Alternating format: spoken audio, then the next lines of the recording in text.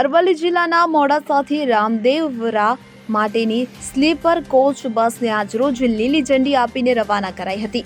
અગાઉ અપાયેલી બસમાં મિની બસ હતી કે જેને કારણે શ્રદ્ધાળુઓને અગવડતા પડતી હતી। રાજસ્થાનના રામદેવરા સુધી 600 કિમી સુધીની લાંબી સફરને સરળ કરવા માટે સરકાર દ્વારા નવીન સ્લીપર બસ આપવામાં આવતા શ્રદ્ધાળુઓમાં ખુશીનો માહોલ છે। તો નીચેની બેઠકમાં 30 સીટ તેમજ સ્લીપર માટે 15 સીટ ફાળવવામાં આવી છે। મોડાસા બસ સ્પોર્ટથી રાજ્ય સરકારના મંત્રી ભીખુસિંહજી પરમાર અને ભાજપ પ્રમુખ ભીખાજી ઠાકોરના હસ્તે લીલી ઝંડી આપીને બસને રવાના કરાઈ હતી। દરરોજ સાંજે 3 વાગ્યે બસ નીકળીને સવારે 7 વાગ્યે રામદેવરા પહોંચશે। આજરોજ મોડાસાથી રામદેવડા સ્લીપર કોચ એટલે કે બસ શરૂ કરવામાં આવી છે।